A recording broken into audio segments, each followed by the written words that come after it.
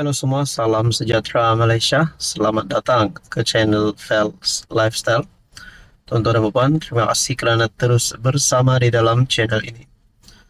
Baru-baru ini kita dikejutkan dengan berita duka cita di mana salah satu pemimpin dalam UMNO yang disahkan kritikal.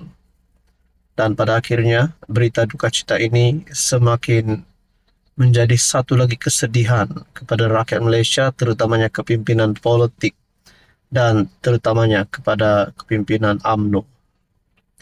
Disahkan satu artikel daripada Malaysia Kini bertarikh Ogos 2, Adun Mahkota meninggal dunia.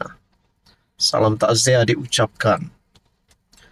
Adun Mahkota di Johor, Sharifah Aziza Syed Zain, 63, meninggal dunia hari ini. Berita sedih itu disahkan Menteri Besar On Hafiz Ghazi sebentar tadi. Pemergian Datuk Sharifah atau lebih mesra dengan panggilan Umi amat dirasai kerana beliau merupakan seorang pemimpin yang senang didekati dan disayangi. Jasa dan bakti beliau untuk Johor, khususnya Dun Mahkota, tidak akan dilupakan, kata On Hafiz. Terdahulu, Sharifah Azizah dilaporkan berada dalam keadaan kritikal dan dirawat di Hospital Enceh Besar Haja Kalsom di Johor akibat pendarahan dalaman. Bagaimanapun, anak bongsu Nadia Abu Bakar kemudiannya menjelaskan bahawa ibunya berada dalam keadaan stabil. Kami bawa Umi ke hospital semalam kerana dia mengalami kesukaran bernafas. Ia bukan disebabkan oleh pendarahan dalaman atau kegagalan organ, katanya kepada Malaysia Kini. Sharifah Azizah memenangi kerusi Dun Mahkota pada pilihan raya negeri 2022. Sebelum itu dia berkhidmat sebagai Adun Penawar dari 2018 hingga 2022. Jenazah Sharifah Azizah akan dikebumikan selepas asar di Tanah Perkuburan Islam, Kampung Melayu, Keluang. Ini pasti satu pemergian yang mengejutkan kepimpinan politik Malaysia. Tidak kiralah apa parti daripada kerajaan maupun pembangkang. Dan sudah pasti yang merasai pemergian ini adalah Presiden UMNO sendiri. Zaid Hamidi sebelum ini juga telah membuat update terkini berkaitan dengan status Adun Mahkota Sharifah Azizah yang menurutnya sebelum ini agak kritikal. Ubat tidur sudah dihentikan menurut Ahmad Zahid. Dan baru-baru ini pula disahkan Adun Mahkota Sharifah meninggal dunia, pergi meninggalkan kita semua. Ini pasti satu pemergian yang mengejutkan ramai. Tuan-tuan dan puan, kita doakan supaya keluarga terus tabah menghadapi semua ini. Sekian saja untuk kali ini, teruskan bersama di dalam channel ini. Halo semua, salam sejahtera Malaysia, tuan-tuan dan puan-puan yang amat dihormati. Di Malaysia ini, mana-mana wakil rakyat, tidak kiralah ahli parlimen, tidak kiralah ahli Dewan Undangan Negeri, yang bergelar wakil rakyat ini perlulah menjaga status mereka sebagai wakil rakyat. Kerana mereka dilihat oleh rakyat, dilihat oleh penyokong mereka itu sebagai seorang yang menjadi contoh dan teladan. Tidak kiralah wakil rakyat daripada pembangkang, wakil rakyat daripada kerajaan, itu tetap sama di mata penyokong dan terutamanya di mata seluruh rakyat Malaysia. Persoalannya, apa-apa pun salah laku ataupun kesalahan yang dilakukan oleh wakil rakyat, mereka perlu dikenakan hukuman, dikenakan tindakan undang-undang supaya itu adil bagi rakyat Malaysia.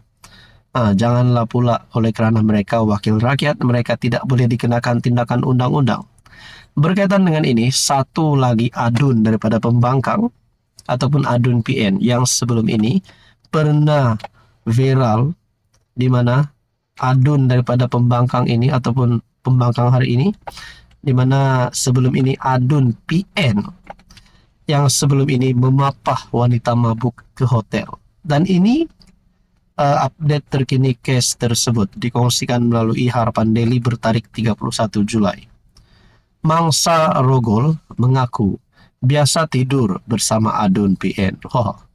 Kalau benarlah perkara ini, bukankah Adun daripada PN ini perlu terus dipecat, perlu terus dilucutkan jawatan, kerana ini bukan menjadi satu contoh yang baik kepada rakyat Malaysia. Seorang wanita yang dirogol, rakan Adun Gombak Setia, Muhammad Hilman Idham, turut mengaku biasa tidur bersama wakil rakyat dari PN itu. Hal itu terbongkar menerusi alasan penghakiman yang menyaksikan Muhammad Zulfahimin Mazir 40 tahun dijatuhi hukuman penjara 13 tahun dan 2 sebatan oleh Mahkamah Session KL. Sehubungan itu, pemerhati politik Najib Bakar bertanyakan sama ada Hilman akan membuat laporan polis berhubung dakwaan wanita itu yang telah memberitahu mereka berzina. Dalam perbicaraan, rupanya dapat tahu mangsa ini adalah girlfriend Hilman. Biasa tidur bersama, biasa mabuk bersama. Hari kejadian itu, hari jadi mangsa, Hilman bawa dia celebrate. Nah, apa yang saya lihat di sini, Adun PN ini tidur bersama dengan wanita ini sesuai dengan dakwaan wanita itu, dan juga beliau juga biasa mabuk bersama. Maknanya Adun PN ini telah mengambil minuman alkohol ataupun arak yang sudah pasti perlu dijauhi oleh pemimpin-pemimpin politik, terutamanya wakil rakyat. Bila dah mabuk di tempahnya bilik hotel dan ditinggalkan mangsa dengan Zulfahimin, dia bagi jah girlfriend dia kat kawan sendiri. Sharing is caring kot.